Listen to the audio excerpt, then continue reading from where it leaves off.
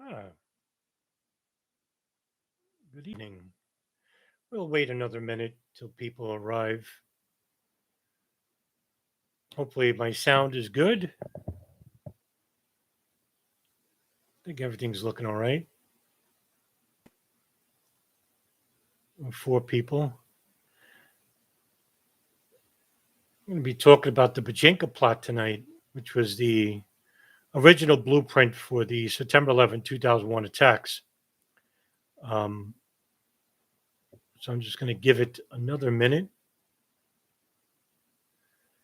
and see if other people are coming in. Good evening, Auntie Giovanni. Good evening. Yeah. All right. I might as well start now. Well, yeah, the Bojinka plot of 1995. This is a lost moment in history for many people. Um, and it is really one of the most underreported stories. And it's really a huge deal if anybody who's interested in studying September 11th, 2001, because what happened at this moment in time in this operation was basically the blueprints for the September 11th, 2001 attacks. Um, After the 1993 World Trade Center bombings, uh, the main suspect, who goes by the name of Abdul Basik Karim, but you know him as Ramzi Yousef, he had many other aliases, but we'll use Ramzi Yousef here. Yousef had fled the United States and he went to Lahore, Pakistan, where he would meet an associate by the name of Abdul Hakim Murad. Now, Abdul Hakim Murad had met Yousef while at the Wild Jihad training camp in the late 1980s, uh, where they were training in guerrilla warfare and making bombs. In fact, in one practice session, a bomb had exploded in Yousef's face, impairing vision in one eye. If you ever see pictures of Yousef where he has a droopy eye, it's because of that instance. Um, Yousef, before he trained in Afghanistan, he went to a number of flight schools inside the United States, North Carolina, Louisiana, San Antonio, Texas, um, even in Schenectady, New York. And he has a pilot's license um, from the Alpha Tango Flying Service in San Antonio, Texas.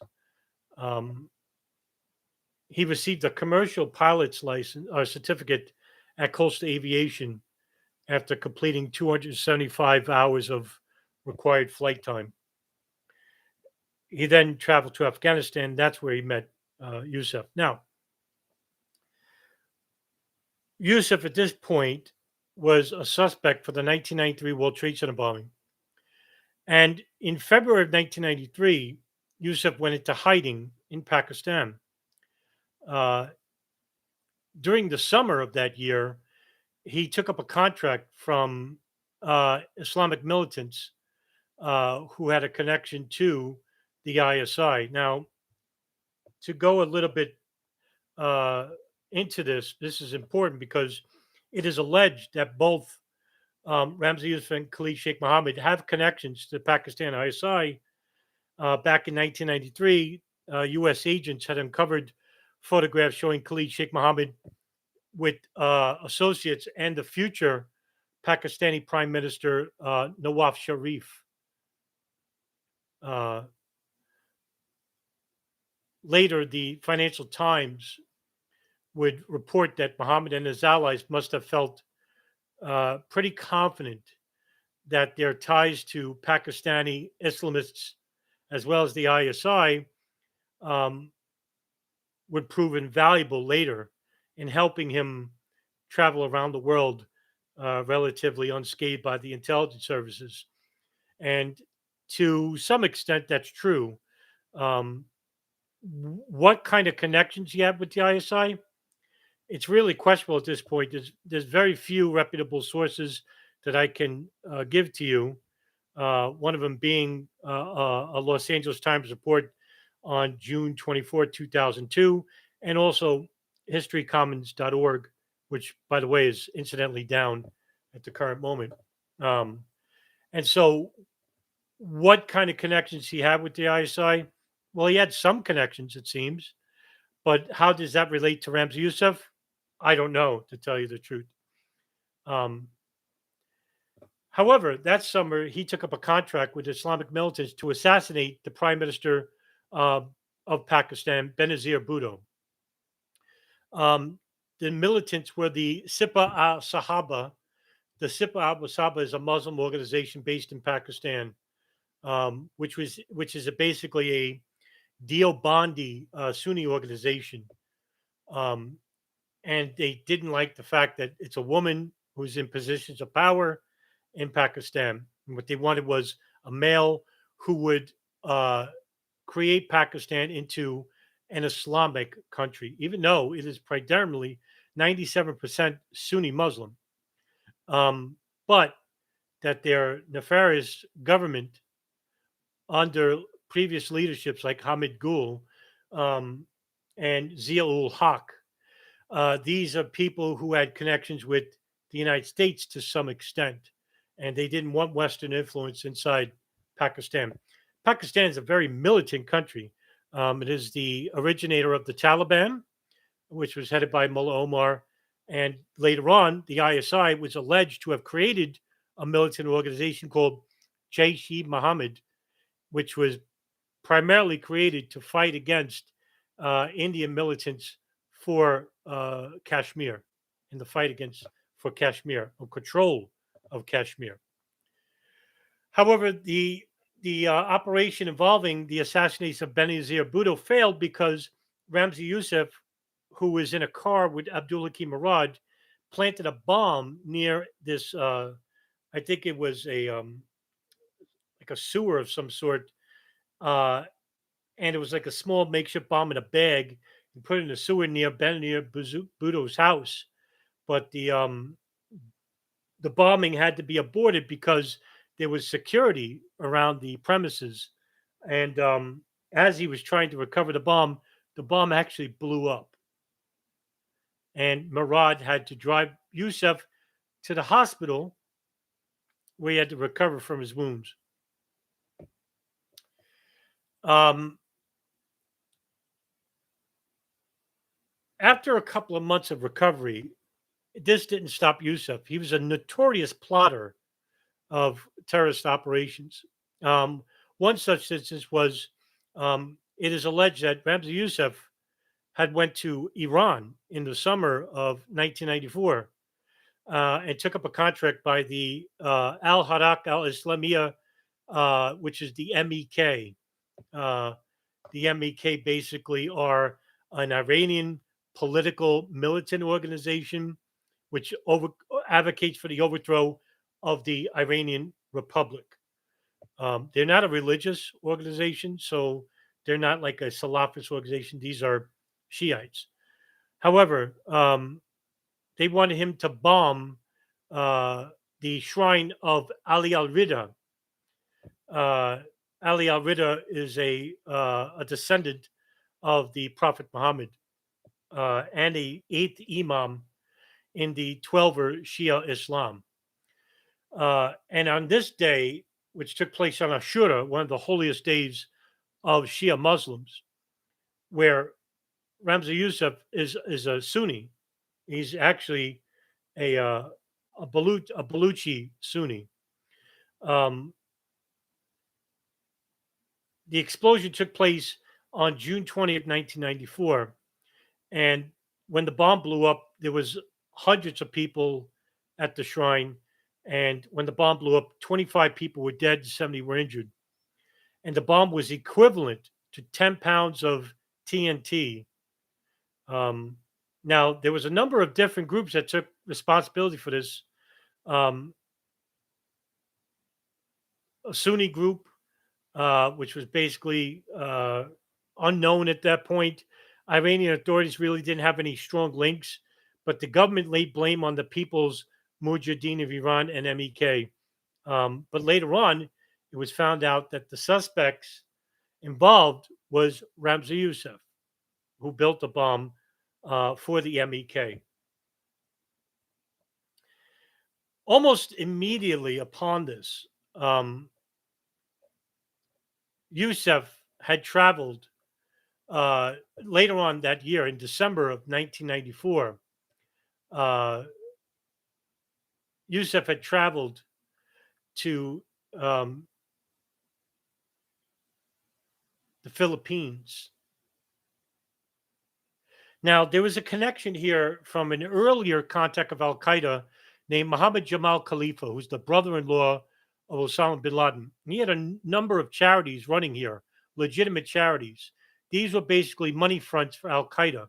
And that was exactly what the reason were for creating these charities. And Philippines is known to be a hotspot for Islamic militancy. There was a group, two groups actually, that were aligned with Al Qaeda, and they were Abu Sayyaf and Jemaah Islamiyah, headed by Ridwan Isamuddin, who went by the Nam Dagur Hambali. Ridwan Isamuddin is actually a notable bomb maker himself and a terrorist financier and a plotter.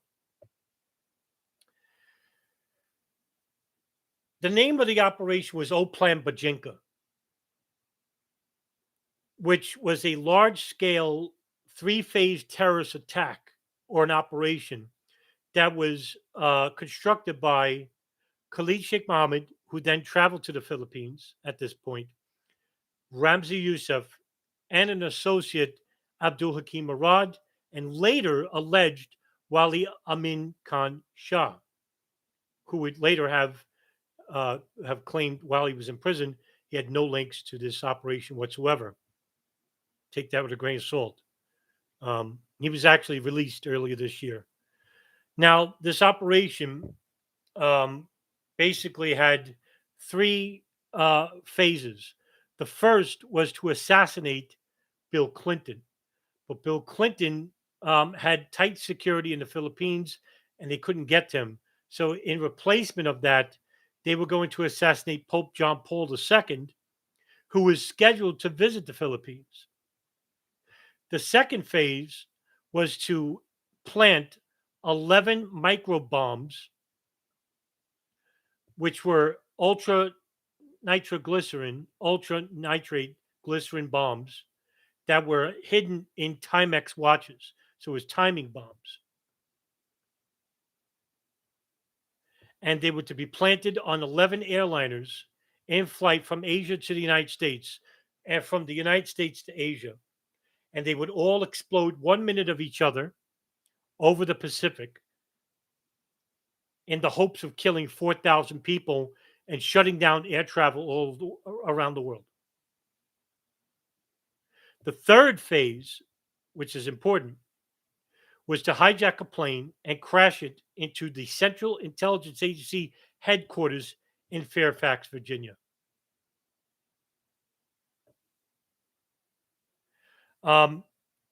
This idea involving these three phases is surreal when you think about it. The planning that would to go with it, and it didn't involve a lot of people. You would think that would involve hundreds of people. It didn't. Now, one thing Yousef wanted to do was to first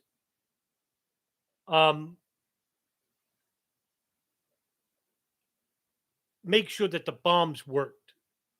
And so what he did was that he made a small bomb out of nitroglycerin and urea nitrate,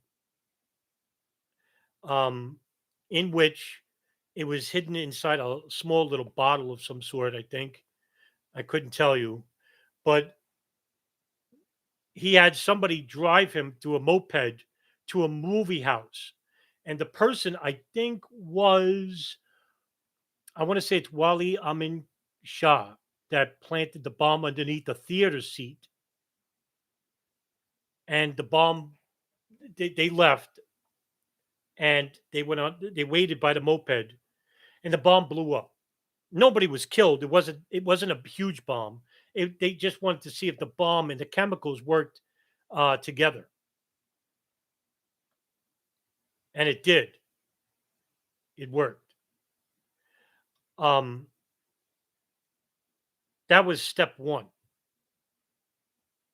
Step two was to have a bomb constructed in a Timex watch, in which all the bombs would be um, constructed in this manner. And this was a test run, the test run to the Bojinka plot itself. And so what happened was they selected a plane, and this was called Philippines Airlines Flight 434. On December 11th, 1994, um, Yousef boarded Philippines Flight 434 from Manila to Tokyo, Japan, with a stopover in Cebu, which is a province located in the Philippines. So the plane would take off out of Manila, stop in Cebu. Yousef would get out, and then from Cebu, it would travel to Tokyo. Now, Yousef at this point couldn't use his real name because he's wanted for the bombing of the World Trade Center in 1993. And so he used this name called Amaldo Forlani, which really sounds like a porn name. It's almost like an Italian name, I guess. My culture's a little bit off, but Amaldo Forlani. Um, Now, Yousef was a somewhat accomplished forger, and he was able to make an Italian passport for himself with that identity. I guess he could pass off as an Italian when you look at pictures of Yousef when he was younger. You know, he was very tall, and he had like, I guess he looked European enough a little bit. He wasn't dark skinned, very dark skinned at all. Um, Now, he got on the plane, and the cabin crew for this leg of the flight would later tell investigators, federal authorities, the FAA, the FBI, that Yousef, while he was on his flight, changed seats several times for a relatively short flight. Now, this leads me to believe that he miscalculated where the fuel tank was.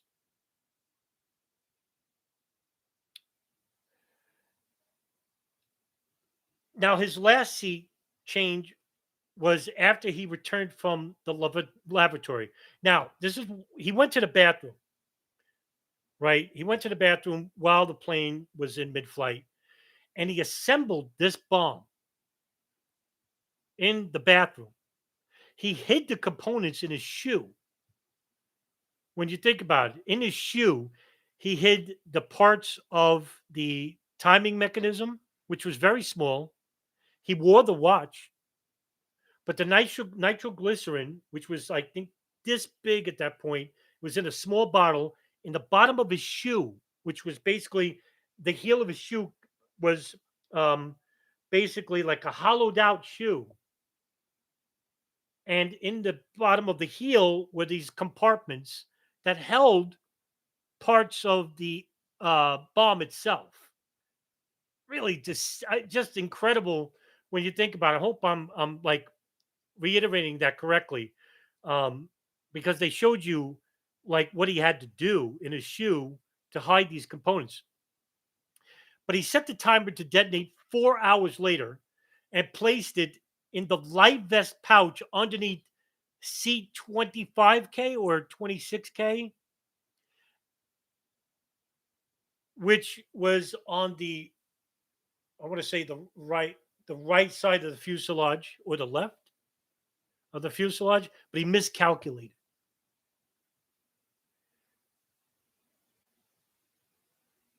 Now, there was a flight attendant named Maria de la Cruz who noticed that Yousef had kept switching the seats during the course of Manila to Cebu. There were 25 passengers at this time on the plane. But when he got off at Cebu, there were 256 passengers. And many of them were Japanese people who were like co-workers traveling as part of a tour group um, from the Philippines in Cebu. Now there was actually congestion when the plane landed in Cebu and Yousef got off. and there was a delay by about 40 minutes.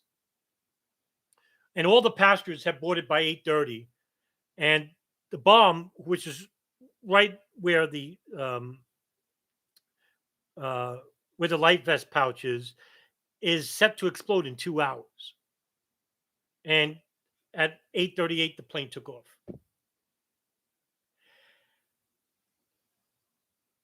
At 11:43 a.m., the about an hour and a half from Tokyo, the bomb explodes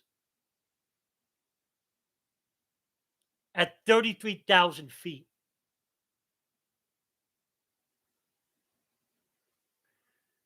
There was a person sitting at that seat where Yousef planted the bomb, and his name was Haruki Ikegami. He was a Japanese businessman. He was 24 years old. Incredulously, and this is morbid, when the bomb blew up, it blew up the half of him, and there was a hole in the plane at the bottom. It caused significant damage to the interior and took off some of the fuselage, but there was a hole at the bottom of the plane.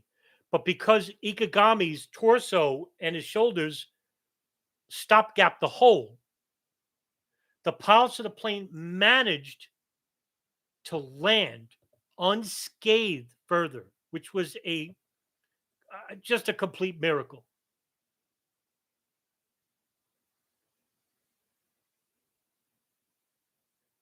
They managed to improvise to manipulate the plane's speed and direction by varying the throttles, engines.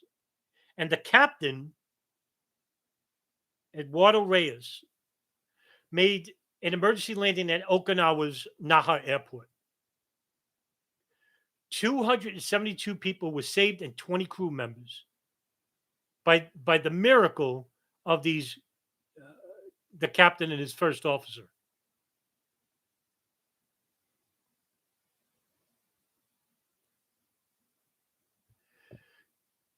Yousef then returns to Manila, and this is where he prepares for the Bojinka plot. Seeing that the bomb had exploded on the plane, but it didn't blow up because it wasn't where he planted the bomb, uh, the fuselage, he miscalculated. It was actually 2 seats behind him, and it would have blew up the plane right in midair. It was only by a stroke of luck that he miscalculated. He also miscalculated in the 1993 World Trade Center bombing. Whereas, according to FBI investigators, who said that if he drove to, I think it was about 50 feet to the right of the this beam at I want to say level B, 2B level, that would have compromised some of the beams in the lower half of the building, which would have tilted the building and crashed into Lower Manhattan, which is what he wanted to do. So we see a number of miscalculations from Yousef in regards to some of these plots. Thankfully, because it saved so many people.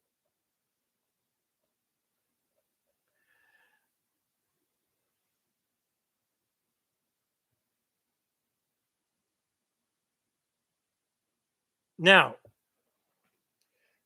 Abu Sayyaf had given Yousef an idea to kill Pope John Paul II.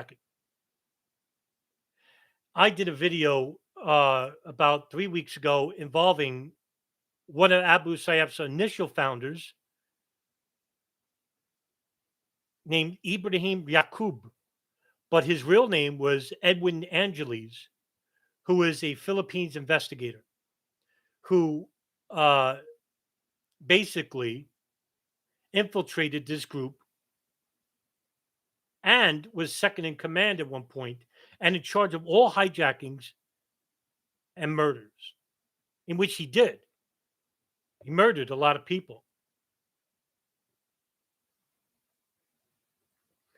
Abu Sayyaf had asked Ramzi Yousef excuse me, to assassinate Pope John Paul II. And so what he did was that he created this operation where he was going to bomb a number of airliners and implement that with the assassination of Pope John Paul II. And what he was going to do, he was going to dress up as a priest. So he bought this priest outfit with a cross, and he was going to make a bomb in a soda bottle and then put it in a plastic bag, a dark plastic bag, and put it in the front of where the people would stand. And when the promenade drove by, it would explode.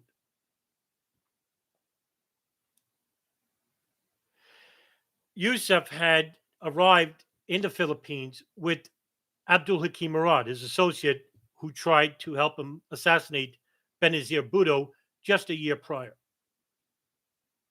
2 years prior, excuse me, in Pakistan. Now, Khalid Sheikh Mohammed and Ramzi Yousef, along with their associates, began testing airport security. Yousef booked a flight at, I always get this wrong, I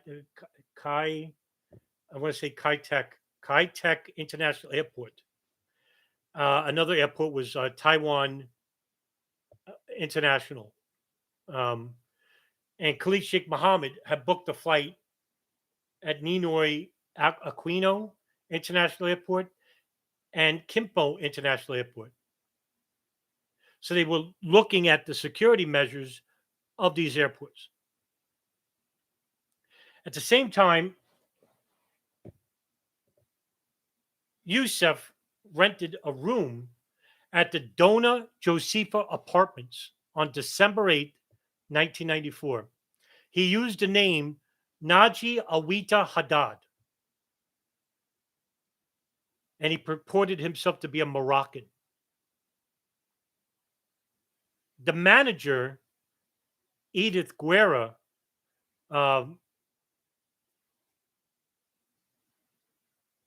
basically mocked Khalid Sheikh Mohammed and Ramzi Yousef when they asked for registration forms because they wrote their real names and they wanted new ones.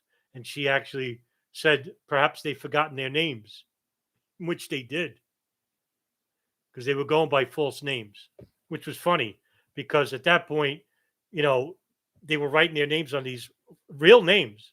And if, investigators found out, they'd be arrested. But they asked for new forms and they got names. Now, he booked room 603. And Murad and Yousef stayed at this apartment. And it was visited by Khalid Sheikh Mohammed. Khalid Sheikh Mohammed didn't live with them, but he visited them. He had his own room. The apartments are in the Malate district, which was like 1,000 feet away from where the embassy of the Holy See of the Philippines was. So it was like 400 or 500 meters from where Pope John Paul was going to drive by.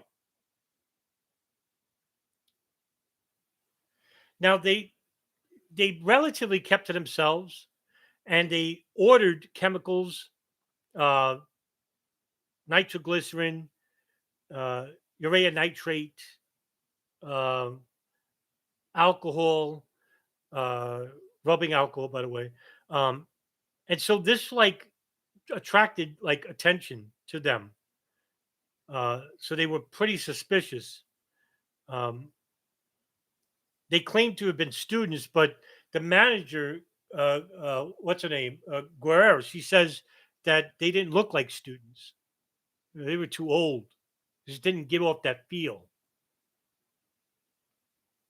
And they never asked the room to be cleaned up by the employees of the Dora Josefa.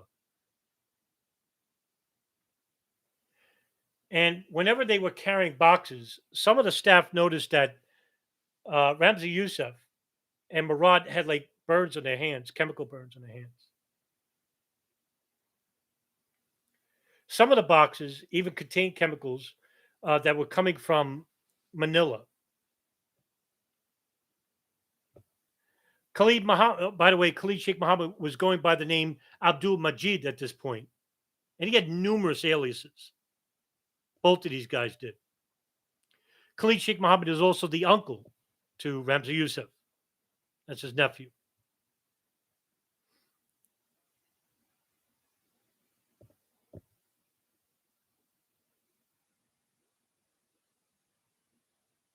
So, how were they going to do this involving the planes themselves? So, they needed a couple of people. So, they had 5 people to help them: Ramzi Yousef, Wali Khan Ahmed Shah, Abdul Hakim Murad, and according to Philippines investigators, 2 more associates unknown.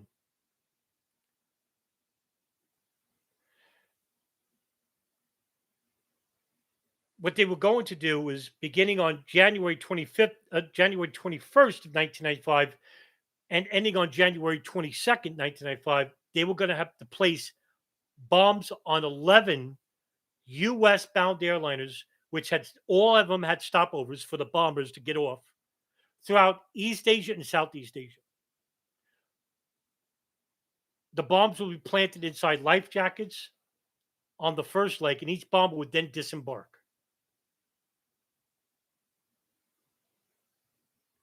Each one of these guys would then go on to board 1 or 2 more flights and repeat the same process. After all of the bombers had planted bombs on all of these flights, each man would then catch flights to Lahore, Pakistan. That was their getaway. And they didn't need US visas, as they would only have been on the planes on the first legs to Asia. So that was really important. They didn't need um, US visas.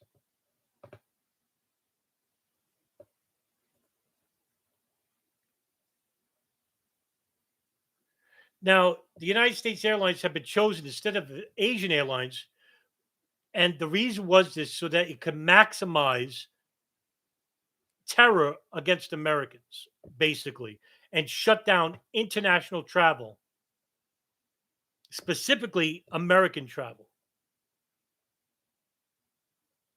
What they wanted to do was not only kill Americans, but also hurt them financially. This would also repeat itself with 9/11, in which bin Laden basically said that he couldn't defeat the United States military, which he was right, with Al Qaeda. What he could do was drag the United States into a long, endless war in Afghanistan, just like he did with the Soviets. And boy, was he right about that. And not only that, um, they invaded Iraq as well, which was a double gift for him, and also a gift for other people who were not bin Laden, but foreign lobbyists and the neoconservatives as well. But that's for another discussion.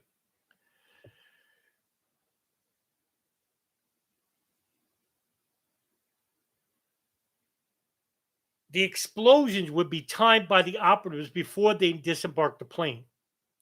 And the aircrafts all would have exploded over the Pacific, South China Sea, almost instantaneously. So they would be 1 minute behind. So each plane that would be traveling over the South China Sea, 1 minute a bomb will go off, another minute a bomb will go off, another minute a bomb will go, and so on and so on. What he wanted also was so that the debris from the planes would sink to the bottom of the Pacific, and investigators wouldn't know what happened. Pretty ingenious when you think about it.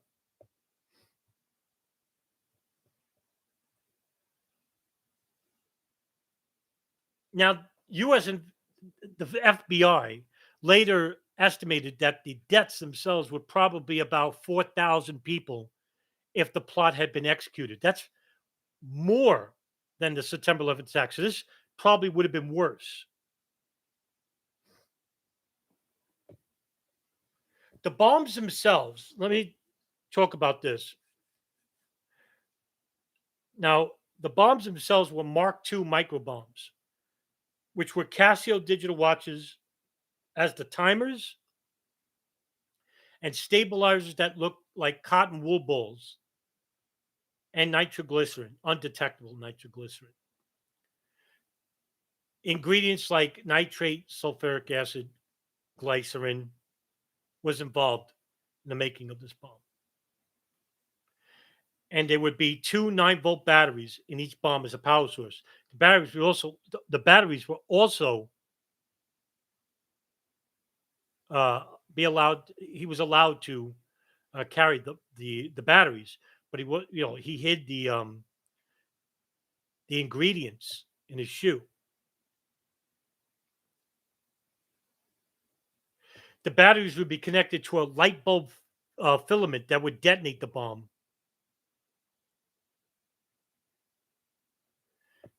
Yousef got the batteries past security during the test. I forgot to mention this during Philippines Flight 434 as well.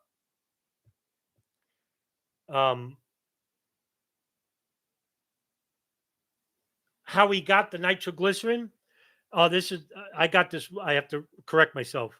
The batteries he hid in his shoe. The nitroglycerin he hid as a contact lens cleaning solution. That's really ingenious when you think about it. It's clear, so I mean, you wouldn't know, right? And you're not going to test it or drink it. You just think it's cleaning solution for your eyes. Now, the airports that were going to be targeted were Kai Tak Airport, Hong Kong, New Tokyo International, Singapore, Bangkok, Honolulu International, John F. Kennedy, Chicago O'Hare, and San Francisco International Airport.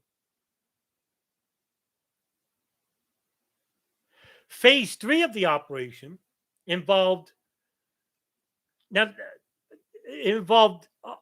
person hijacking a plane and crashing it into CIA headquarters in Langley, Virginia.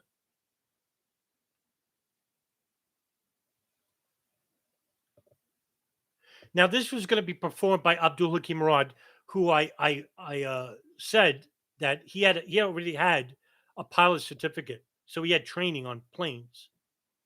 And you don't need to be an expert to crash a plane. All right, just there's one thing I noticed with 9/11 truthers is that, oh well, these guys were terrible pilots. Well, you don't have to be an expert to crash a plane, and these guys were only doing it once, right?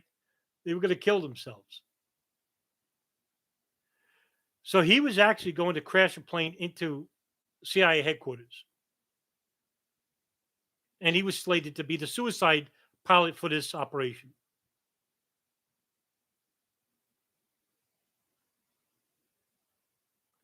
However, Bojinka Plot never came to fruition. And what happened? Well, it's like a bumbling bunch of fools regarding a bunch of terrorists who basically miscalculated once again. Now, this is coming from the initial counts of Abdul Hakim Murad, who was arrested later. Murad had started a chemical fire in the kitchen sink at the Doha apartment 603 they rented. He poured water on a substance and it created this thick, acrid black smoke. And it went out the windows underneath the door and it looked like the place was on fire. And about 11 p.m., residents noticed that this place was smoking. The owner of the apartments, Edith Guerra, she called the fire brigade and the police came. But Yousef and Murad left the apartment before any of this happened. And they were across the street watching. One of the arriving officers was Ada D. Farascal. She was the watch commander. And Police Major Francisco Bautista. They decided to investigate and they went in a room. And when they went in the room, while the smoke was dissipating at this point, they saw a bunch of really incriminating things. First of all, the room was a mess. Second of all, they noticed an amazing array of things that would make them go,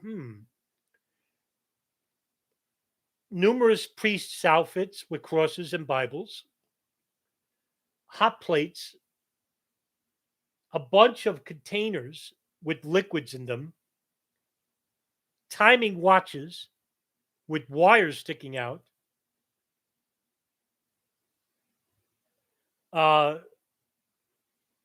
a whole bunch of electrical wiring. So it was like, wow, what the hell did we uncover here? So they really didn't know what was happening at this point.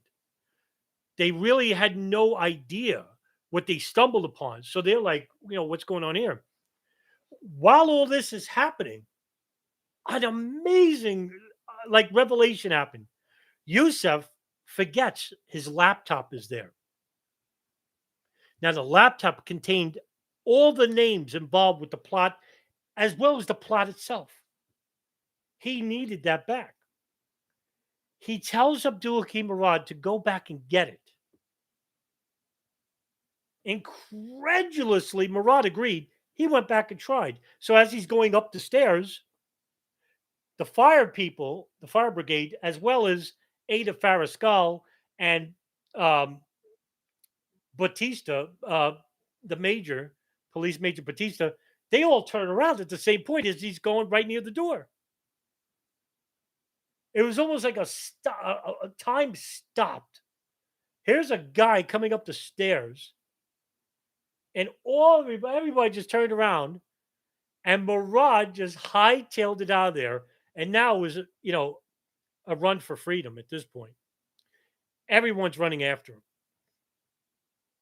Murad had tripped over this tree that was, I want to say it came down from a storm that they previously had, and he tripped over this tree log, and that's how they caught him.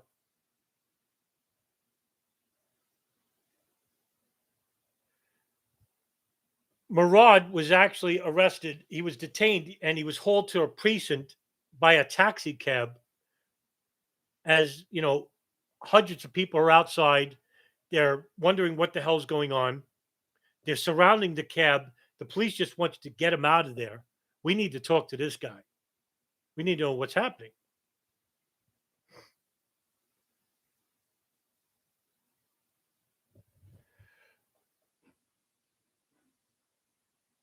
Murad, while he's at the police station, offers a bribe of like $2,000, but I don't know what it's like in pesos to tell you whatever Philippine money that is. But the officers refused this bribe. And while at the precinct, Murad agrees to sign a statement saying that he was innocent and that he's a tourist. He's actually a chemical in the chemical business, import business. And really said some incriminating things, mumbling to himself.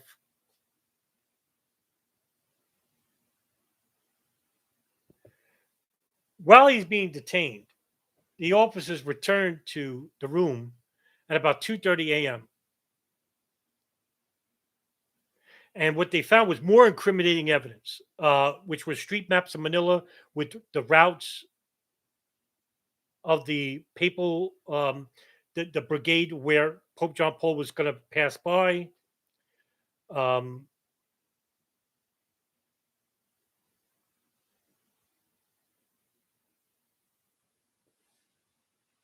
And also a list of phone numbers that were for people that they didn't know who they were. So they took all this stuff and they brought it back to the police station. And they said, we probably stumbled on an assassination plot because Pope John Paul II was actually going to visit in just, I think, a day or two later.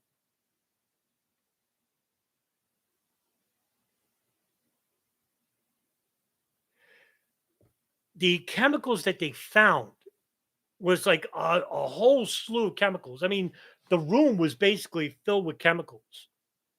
sulfuric acid, nitric acid, glycerin, acetone, ammonia, silver nitrate. And it was all like these beakers, kettles, and funnels that were there.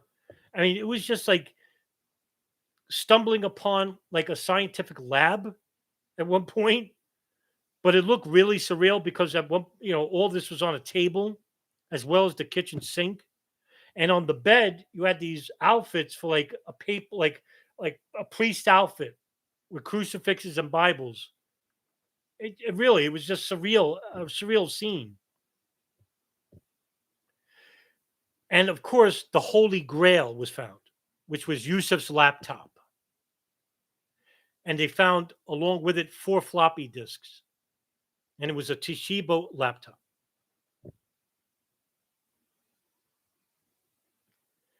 There were several encrypted files. Later, investigators uncrypted this, but there were several encrypted files which contained flight schedules, calculations of detonation times, and other items.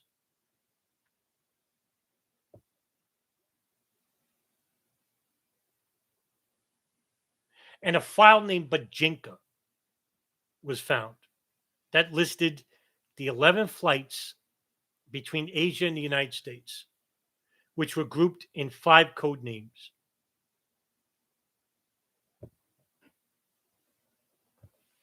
It had the names of many associates, including some photographs of them, and contact information to Mohammed Jamal Khalifa, the brother in law of Osama bin Laden, and also a contacts of his charities in the Philippines and Indonesia.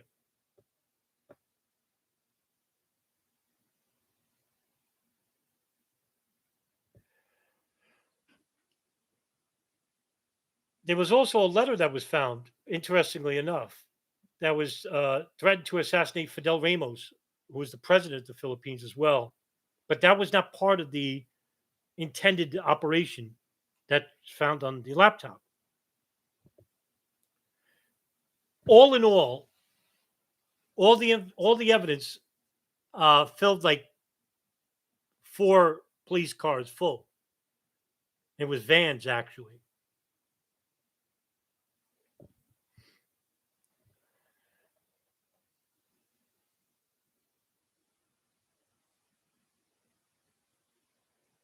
So now they questioned Abdul Hakim Murad, and he doesn't say anything. So what do they do? Well, Philippines is known for coercive measures, and so they beat up Abdul Hakim Murad for a day or two,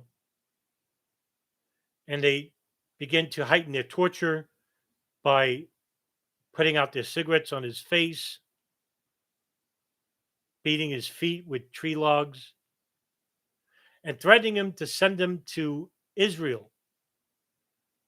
And that worked for some reason. It worked. It got him to talk a little bit. But they figured this guy knows a lot more than what he's saying.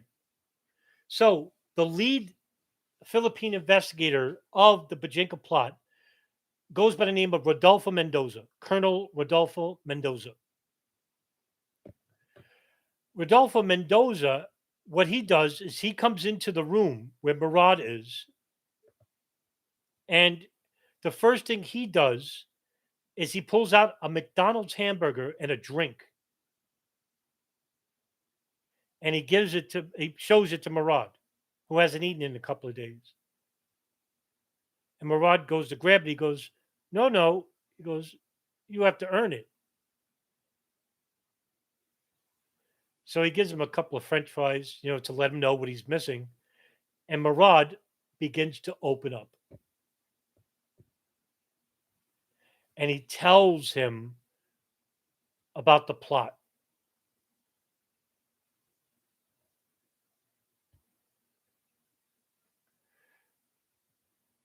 After a couple of days, Rodolfo Mendoza, who is at this point taking dictation down and writing down reports about what Murad was doing and what Ramzi Yousef was plotting.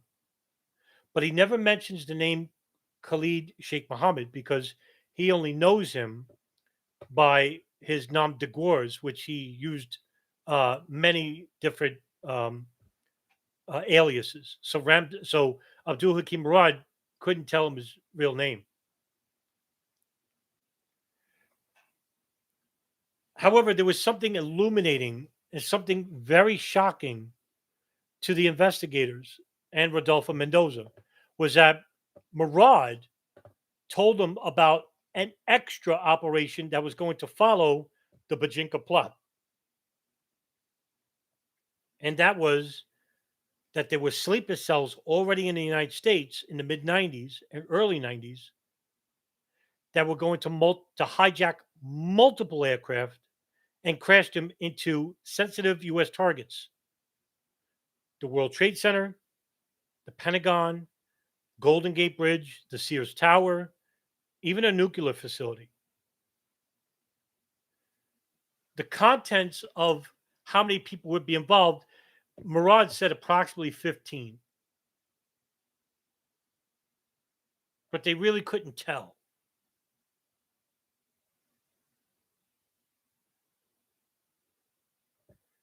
After a couple of days, Murad was then extradited to the United States, and he was extradited on April 12th, 1995, where the FBI talked with him for almost a month. And those reports are actually public. I've posted them on my WordPress blog. And if you look up Abdul Hakim Murad, it comes up, or you search it, it comes up, those testimonies and reports. But Murad gave up everybody: Ramzi Yousef, Wali Khan Hamid Shah, and other associates. Wali Khan Hamid Shah was arrested on January 11th, and Yousef at this point had flown from Pakistan to Thailand.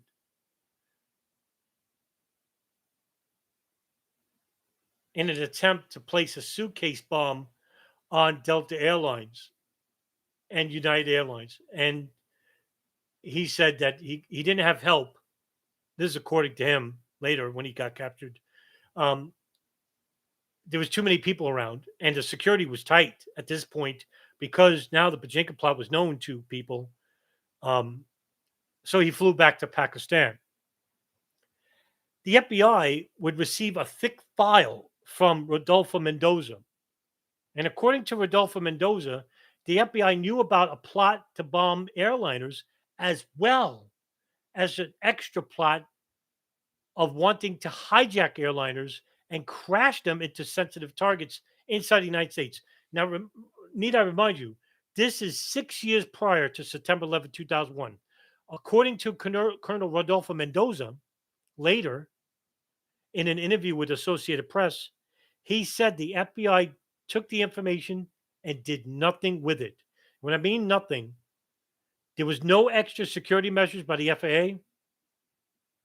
There was no central briefing about this Bojinka Plot to the National Security Center. So in other words, they just took this information and did really nothing with it. I mean, just incredible. Now, this would show a conspiracy. Now, when you hear Condoleezza Rice basically say to members of the 9/11 Commission when she gave testimony, "Oh, we had no idea that we're going to crash planes through our buildings." No, they knew 6 years prior, unless they never saw the FBI report, which I find hard to believe.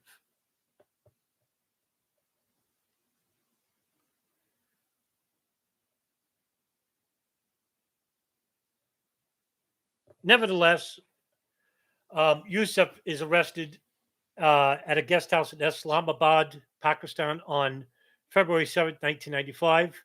His associate, Ishtatik Parker, who when he arrived in Pakistan, he was going to use him to plant bombs on airliners still.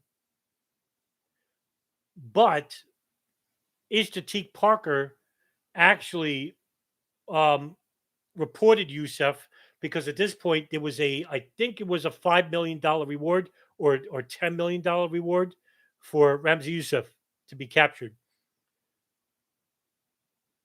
Um,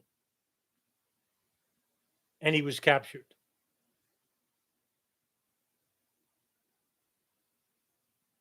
While Yousef is being transported to the United States, he flies over New York. And one FBI agent tells him, "You see, the World Trade Center still standing." And according to the FBI investigator who told him that, Yousef says, "If I had enough money, they wouldn't be. And next time, they won't be." Who knows what he really meant by that? I couldn't tell you. Yousef received 240 years at Supermax, Colorado. And so did Abdul Hakim Murad, who's actually currently um, in Terre Haute, Indiana. Yousef is actually in a select area of Supermax, and it's called Bombers Row. And his cellmates are Ted Kaczynski, the Unabomber, and Terry Nichols, who was part of the bombing of the Murrah building in 1994, I believe. And it's called Bombers Row. Incidentally enough, there is a story about Terry Nichols may have met Ramzi Yousef while in the Philippines. And the story goes like this. In 1995, Terry Nichols, who has a Filipino wife, travels to Cebu City.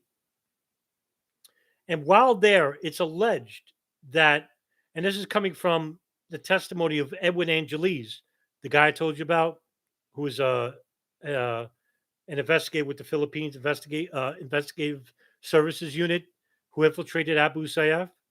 He says that the white guy came, and his nickname was called the Farmer, and he met with Ramzi Yousef at an Abu Sayyaf camp where they were trained, where Yousef was training Abu Sayyaf members on how to build bombs.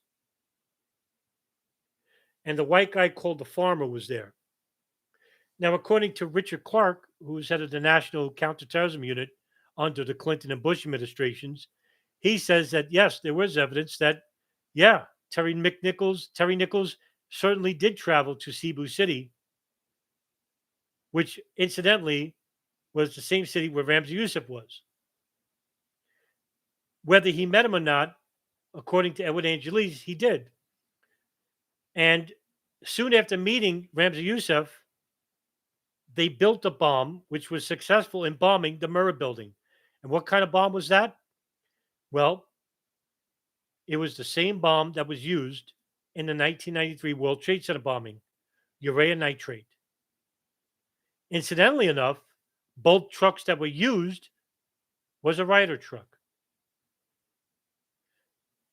Too much of a coincidence for me. I think he actually met him. And who actually was there with him, who knows?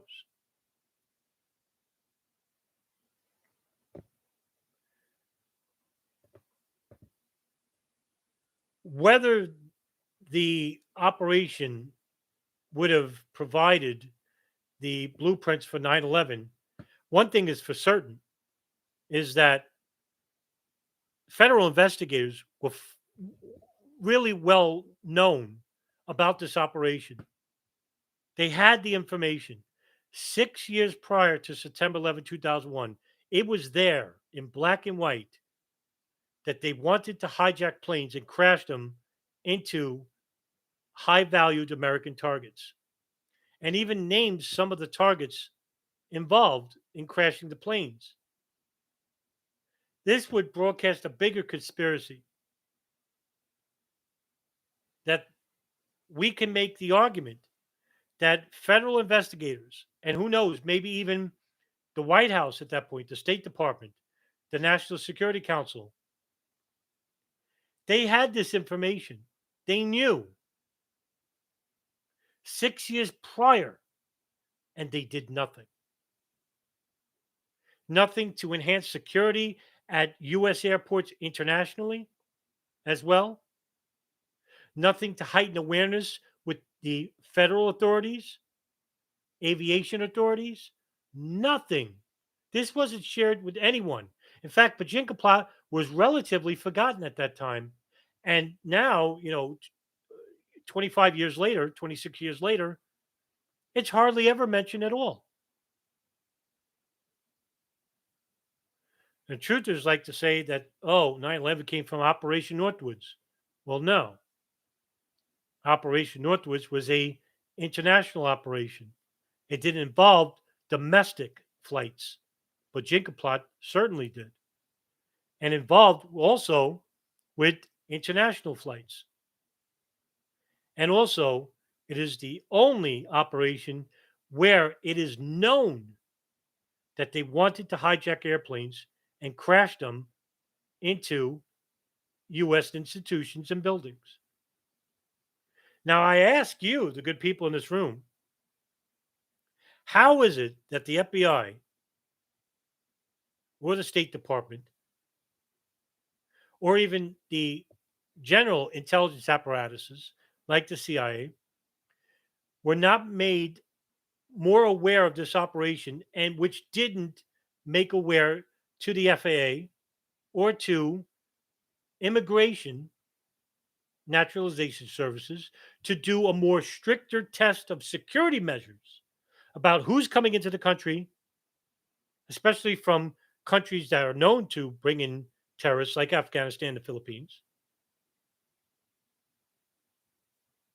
Instead, the opposite happened. Security was certainly lacking on September 11th, 2001, and INS basically tried to do their job at certain extents. And I'm pretty sure you heard the name J. Michael Springman, who is a U.S. consular office in Jeddah, Saudi Arabia, who suspended the applications of a lot of these muscle hijackers, but was overridden by his superior, Shania Steiger, who had connections with the CIA, and allowed these applications to be approved, and all these muscle hijackers came. Were these attacks allowed to happen? Well, I could probably make a really good argument that it does. But that's as far as I'm willing to go. And that's the story of the Bojinka plot.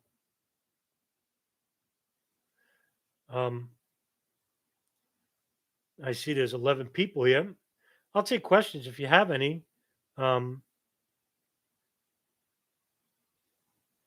It really is a underreported story, to tell you the truth.